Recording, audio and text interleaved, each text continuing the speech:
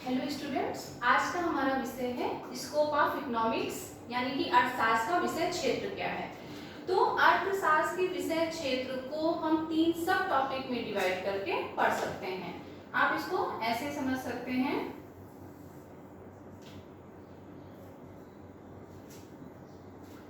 तीन सब टॉपिक हैं। सबसे पहला है इसमें सब्जेक्ट मैटर ऑफ इकोनॉमिक्स,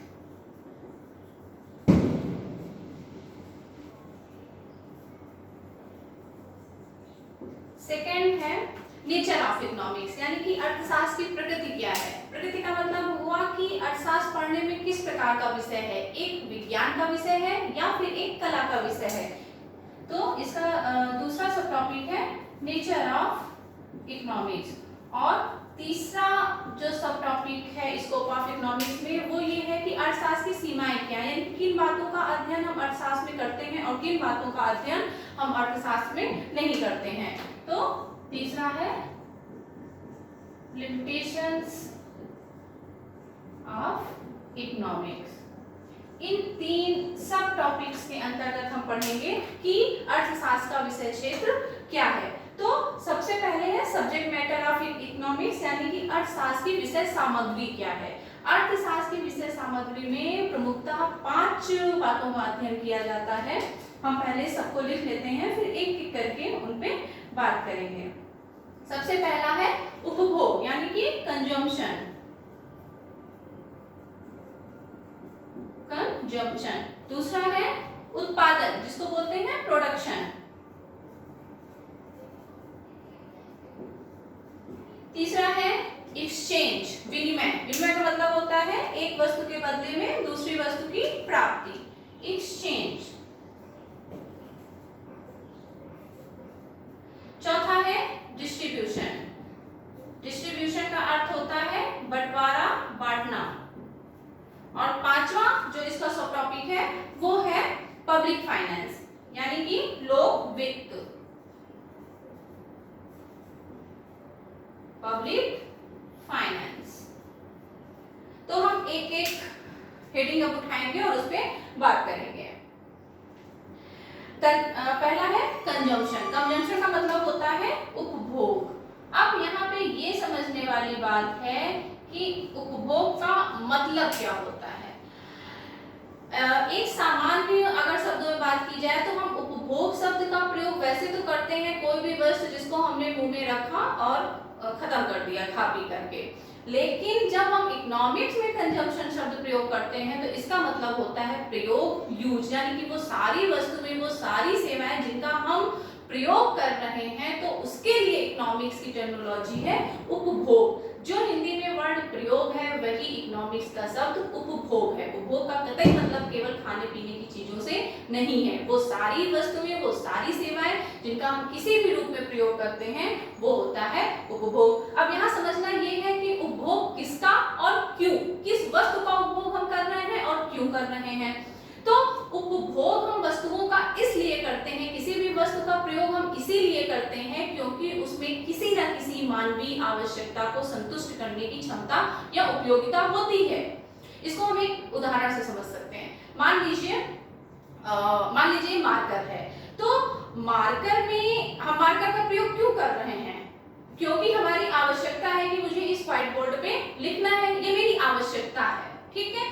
अब हम मार्कर का ही प्रयोग क्यों कर रहे हैं, हम पानी का प्रयोग क्यों नहीं कर रहे हैं, हम पेन का प्रयोग क्यों नहीं कर रहे हैं, क्योंकि मार्कर में ये उपयोगिता है कि वो इस व्हाइट बोर्ड पे लिख सकता है, यानी कि इसकी ये उपयोगिता है, इसकी ये विशेषता है, इसकी ये क्वालिटी है कि हम इससे व्हाइट बोर्ड पे लिख सकते हैं। तो उपभोग किसी भी वस्तु का इसलिए किया जाता है या फिर किसी भी वस्तु का प्रयोग हम इसलिए करते हैं क्योंकि उसमें किसी न किसी मानवीय आवश्यकता को संतुष्ट करने की क्षमता होती है। और हम किस चीज का प्रयोग करते हैं, हम उसी उपयोगिता का प्रयोग करते हैं जिससे मानवीय आवश्यकता को संतुष्ट किया जा सकता है। ये इसकी उपयोगिता है कि इससे हम इसमें लिख सकते हैं, तो इसीलिए हम इसका प्रयोग कर रहे हैं क्योंकि इसमें ये उपयोगिता है। तो किसी न किसी मानवीय आवश्यकता को संतुष्ट करने की क्षमता प्रत्येक वस्तु या सेवा में होती है, इसीलिए वस्तुओं व सेवाओं का प्रयोग किया जाता है। तो अगर दो शब्दों में हम उपभोग को डिफाइन करना चाहें तो हम ऐसे लिख सकते हैं कि उपभोग का मतलब होता है उपयोगिता का प्रयोग। हम इसकी उपयोगिता का ही प्रयोग कर रहे हैं।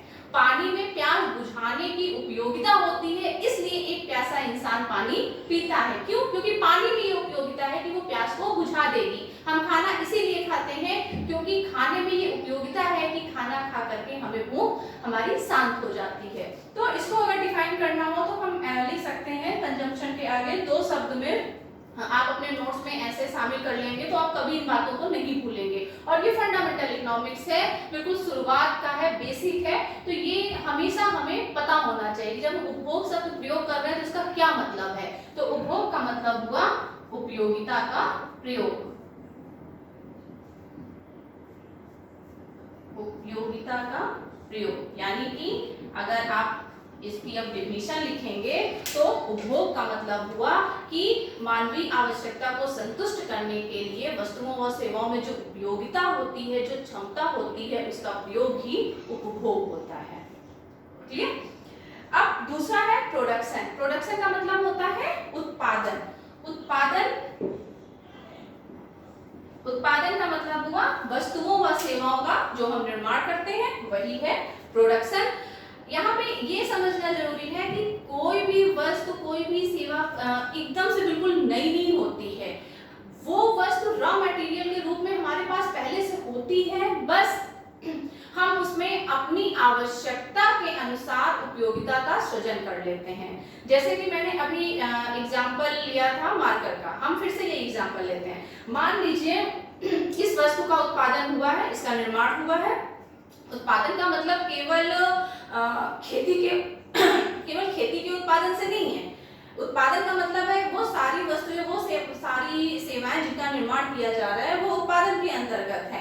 ये मार्कर है, मार्कर में ये प्लास्टिक लगी हुई है ऊपर, अंदर ये कुछ कोल का लिक्विड इंक है, ये कुछ राइटिंग के लिए लगा हुआ है। तो ये सारी चीजें किसी न किसी रूप में प्रकृति में थी, बस हमने उन सबको कलेक्ट किया और क्योंकि हमें लिखने के लिए एक वस्तु मार्कर नाम की बनानी थी जिसे हम व्हाइट बोर्ड पे लिख सके, तो ये सारी चीजों को कलेक्ट करके हमने उपयोगिता का सृजन कर दिया है। अब अगर ये अलग अलग थी, प्लास्टिक अलग थी, कोल अलग था, तो वो हमारे लिखने के पर्पस को पूरा नहीं कर सकता था। तो उन सबको हमने कलेक्ट किया, उसमें अपनी आवश्यकता के अनुसार, हमारी आवश्यकता थी कि हमें इसमें लिखने के लिए कुछ चाहिए था, ये हमारी आवश्यकता थी, और उस आवश्यकता को पूरा करने के लिए हमने इस सारी चीजों को कलेक्ट करके उसमें उपयोगिता डाल दी। या क्यों उपयोगिता डाल दी? ताकि वो हमारी मानवीय आवश्यकता को संतुष्ट कर सके। क्लियर? यानी कि कोई भी वस्तु प्रकृति में बिल्कुल नई नहीं है, हम केवल वस्तुओं में उपयोगिता का सृजन करते हैं। जैसे कि मान लीजिए एक किसान है, वो गेहूं का उत्पादन कर रहा है, तो भूमि पहले से है, बीज है, पानी है, जुताई वो कर सकता है, तो वो सारी चीजों को कलेक्ट करता है, टाइम टू टाइम करता है, और उसके बाद उसको गेहूं की फसल प्राप्त हो जाती है। लेकिन भूमि, पानी, ये सारी चीजें किसी न किसी रूप में तो हमारे पास पहले से थी ना, हमने तो बस उपयोगिता का सृजन किया। हमारी आवश्यकता है कि हमें गेहूं चाहिए क्योंकि हमें अपनी भूख शांत करनी है, तो गेहूं के उत्पादन के लिए हमने जो भी उत्पत्ति के संसाधन है उनको कलेक्ट किया, उसमें उपयोगिता का सृजन किया। ठीक है? तो उत्पादन का मतलब होता है उपयोगिता का सृजन। क्योंकि उपयोगिता का सृजन किया जाता है इसीलिए उपयोगिता का प्रयोग किया जाता है, यानी कि उसका उपभोग किया जाता है।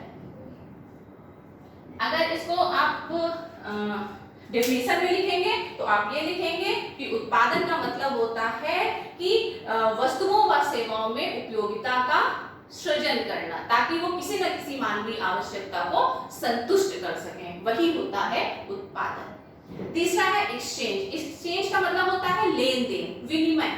तो इसके लिए जो शब्द आता है इकोनॉमिक्स में हम लिखते हैं विनिमय। विनिमय का मतलब होता है एक वस्तु के बदले में दूसरी वस्तु प्राप्त करना। अब विनिमय का इकोनॉमिक्स में यहाँ क्या मतलब है?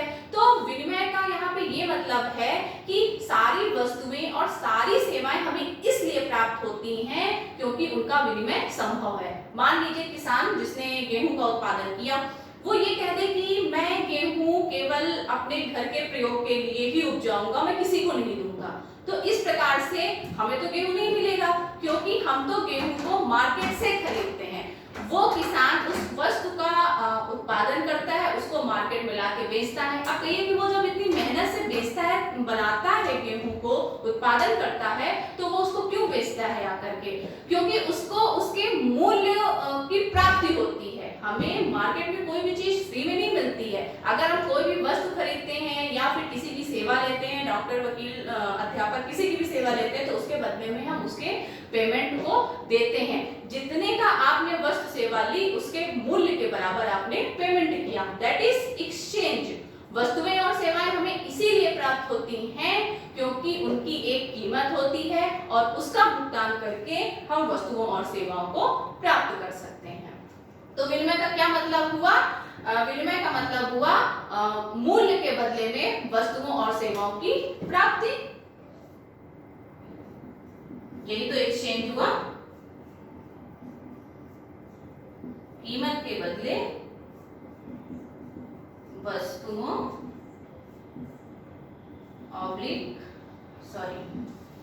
सेवाओं की प्राप्ति। और हमें सारी वस्तुएं और सेवाएं इसीलिए प्राप्त होती हैं क्योंकि हम उनके लिए कीमत का भुगतान करते हैं। अगर हम कीमत का भुगतान नहीं करें, कोई भी हमें अपनी वस्तु नहीं देगा। आप मार्केट जाते हैं, शॉपिंग करते हैं, तो आप जो भी वस्तु घर लाते हैं उसके बदले में आप कीमत देते हैं, दैट इज एक्सचेंज। कोई भी चीज, अगर ये मार्कर 20 रुपए का है तो हमने 20 रुपए दुकानदार को दिए और उसने 20 रुपए का ही मार्कर मुझे दिया। 20 के बदले उसने मुझे 40 रुपए का मार्कर नहीं दे दिया। तो जितना मूल्य आपने दिया उसके बदले में वस्तु आपने ली, लेन देन यानी कि एक्सचेंज। चौथा है डिस्ट्रीब्यूशन, जिसको बोलते हैं वितरण, और हिंदी में इसको बोलते हैं बांटना। वितरण, वितरण का हिंदी मीनिंग होगा बंटवारा। अब वितरण किसका और किसके बीच में? तो वितरण होता है इस कीमत का, जो वस्तुओं और सेवाओं के बदले में हम मूल्य चुकाते हैं, वो मूल्य विक्रेता का पूरा प्रॉफिट नहीं होता है।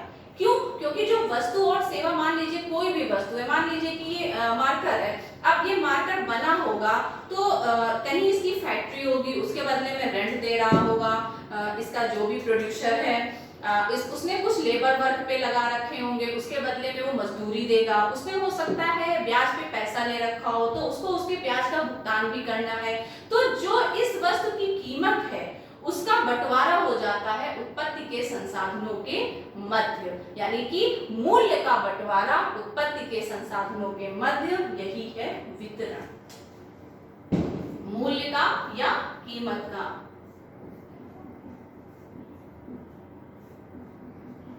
उत्पत्ति के संसाधनों के मध्य बंटवारा।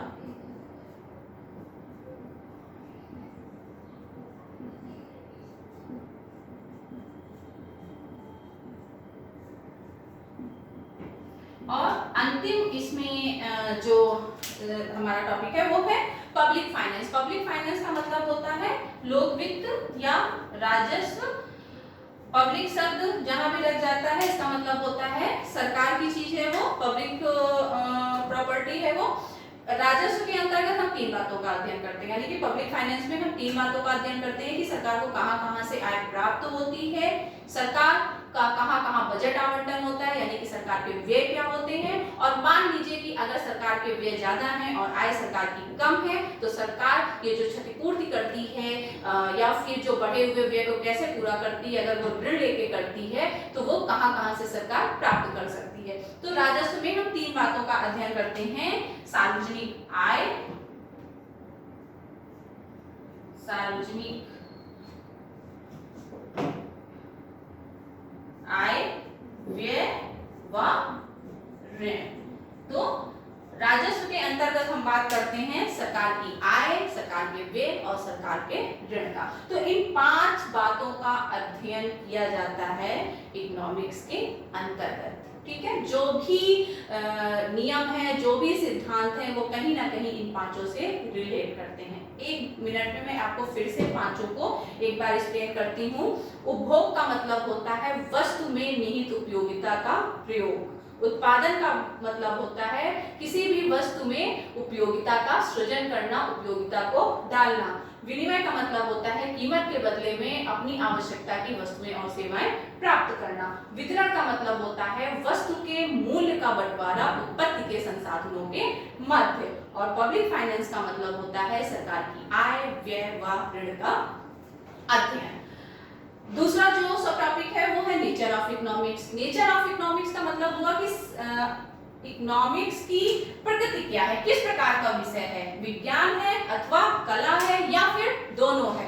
तो इसको भी आप 3 भागों में डिवाइड कर सकते हैं। आप लिमिटेशंस ऑफ इकोनॉमिक्स के नीचे तक ले जा सकते हैं, क्योंकि वहां पे केवल हमें 3-4 पॉइंट पे बात करनी है, उसका कोई डिवाइडेशन नहीं है।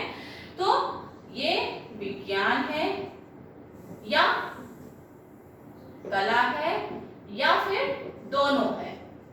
अब इकोनॉमिक्स किस प्रकार का विषय है इसको जानने हम तभी समझ पाएंगे जब हमें पता हो कि विज्ञान क्या होता है, कला क्या होता है। तो विज्ञान होता है किसी भी विषय का नियमबद्ध, क्रमबद्ध, व्यवस्थित अगर हम अध्ययन करते हैं, ज्ञान अर्जित करते हैं, स्टेप बाय स्टेप अगर हम किसी चीज को फॉलो कर रहे हैं, मतलब एक कारण है, एक रीजन है और उसके बाद उसका रिजल्ट है। जब ऐसी चीजें हम पढ़ते हैं तो वो विज्ञान के अंतर्गत होती हैं।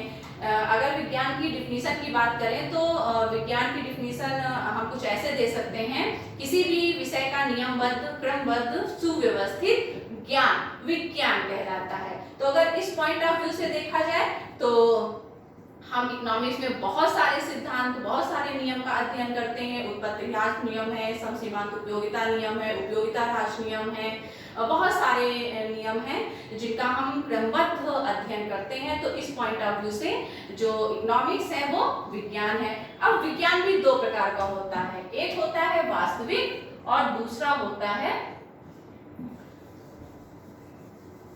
आदर्शात्मक। विज्ञान भी 2 प्रकार का होता है, एक है जिसको बोलते हैं पॉजिटिव और दूसरा नॉर्मेटिव। पॉजिटिव का मतलब होता है वास्तविक स्थिति, यानी कि वस्तु स्थिति क्या है, एक तथ्य की हम बात करते हैं। अगर इसको आप शॉर्ट में लिखना चाहें तो आप ये कह सकते हैं कि हम केवल इस बात का अध्ययन करते हैं, व्हाट इज, क्या है। जैसे कि मान लीजिए हम ये जानते हैं कि अगर वस्तु की मांग बढ़ेगी तो कीमतें बढ़ जाएंगी, ये एक स्थिति है, एक वस्तु स्थिति है।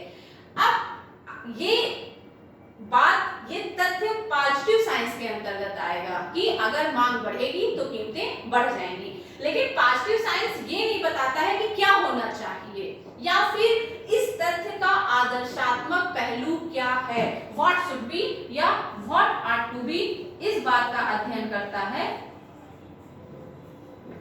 Normative science. अगर वस्तु की मांग बढ़ने से कीमतें बढ़ जाती हैं तो जाहिर सी बात है महंगाई बढ़ेगी तो सभी को समस्या होती है, ये एक समस्या है। लेकिन पॉजिटिव साइंस ये नहीं बताता है कि इस समस्या का समाधान क्या होगा, ये बात बताती है हमें नॉर्मेटिव साइंस। तो अगर हम इकोनॉमिक्स के पॉइंट ऑफ व्यू से देखें तो हम इकोनॉमिक्स में बहुत सारे नियम पढ़ते हैं जहाँ पे बहुत सारी ऐसे समाधान हम देखते हैं कि अगर कोई समस्या है इकोनॉमिक्स में तो उसका समाधान क्या होना चाहिए। अगर मांग बढ़ने से कीमतें बढ़ रही हैं तो उसका समाधान ये हो सकता है कि सरकार उस वस्तु की पूर्ति को बढ़ा करके बढ़ती हुई कीमतों को काबू में कर सकती है। तो इन सारी चीजों का अध्ययन भी हम अर्थशास्त्र में करते हैं, मतलब कि अर्थशास्त्र पॉजिटिव साइंस भी है और नॉर्मेटिव साइंस भी है। अब दूसरा एस्पेक्ट है कि क्या अर्थशास्त्र कला है, ये is economics is an art. Yes, economics is an art. अर्थशास्त्र कला भी है। कैसे? कला का मतलब होता है कि विज्ञान होती है एक थ्योरेटिकल चीज, उसको प्रैक्टिकली कैसे करना है वो बताता है कला। कला का मतलब क्या होता है? जैसे कि हम ये कहते हैं कि उनका काम करने का ढंग बहुत अच्छा है, कि कोई हम किसी भी व्यक्ति के लिए कह सकते हैं कि फला व्यक्ति का ये काम करने का ढंग बहुत अच्छा है, यानी कि वे ऑफ डूइंग, कि क्या उसको करने का तरीका क्या है। अगर डेफिनेशन की बात करें तो कला का मतलब होता है किसी भी कार्य को करने का ढंग।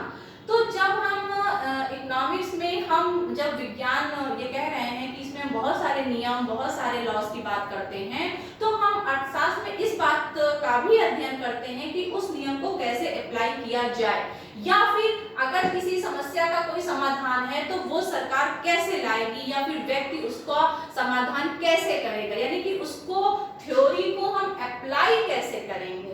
सैद्धांतिक ज्ञान के साथ हम व्यवहारिक ज्ञान भी अर्जन इकोनॉमिक्स में करते हैं। तो इसका मतलब हुआ कि जो अर्थशास्त्र है वो विज्ञान भी है और कला भी है। तीसरा है हमारा लिमिटेशंस ऑफ इकोनॉमिक्स, यानी लिमिटेशन का मतलब हो गया कि कौन सी बातें हैं जिनका अध्ययन हम अर्थशास्त्र में करते हैं और किनका अध्ययन हम अर्थशास्त्र के अंदर नहीं करते, यानी कि वो बाउंड्रीज क्या है, किनके अंदर हम इकोनॉमिक्स का अध्ययन करते हैं। तो 3-4 लिमिटेशंस हैं जो आपको याद रखनी है। पहली ये है कि हम मनुष्य का अध्ययन इकोनॉमिक्स के अंतर्गत करते हैं। अगर हम किसी भी लॉ को, किसी भी नियम को अप्लाई करते हैं तो वो मनुष्य के में करते हैं। हम पशु पक्षी या जानवरों पे किसी भी अर्थशास्त्र के नियम को लागू नहीं करते हैं। तो अर्थशास्त्र में मनुष्य का अध्ययन किया जाता है, पशु पक्षियों का अध्ययन नहीं किया जाता है। ये पहली लिमिटेशन हो गई।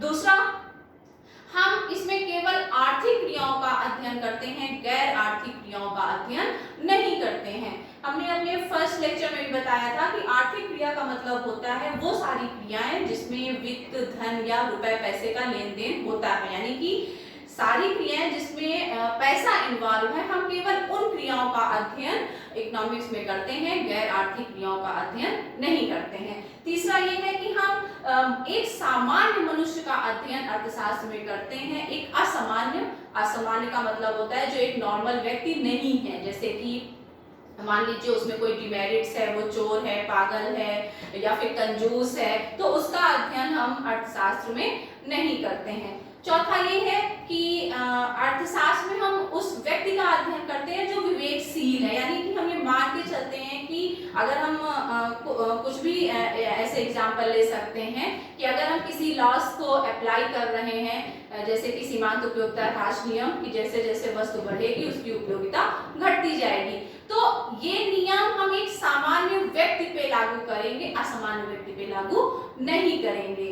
दूसरा अगला लिमिटेशन ये है कि हम जिस व्यक्ति की बात कर रहे हैं वो सामाजिक होना चाहिए, समाज के अंदर रहने वाला होना चाहिए। किसी जंगल में रहने वाला सन्यासी या वन में रहने वाले, हम उनका अध्ययन इकोनॉमिक्स में नहीं करते हैं। तो यही 3-4 लिमिटेशंस हैं जो आपको ध्यान में रखनी है कि हम किस प्रकार के लोगों का और किस प्रकार की क्रियाओं का अध्ययन अर्थशास्त्र में करते हैं। तो एक लाइन में आप ये कह सकते हैं कि हम एक सामान्य सामाजिक मनुष्य की आर्थिक क्रियाओं का अध्ययन इकोनॉमिक्स में करते हैं।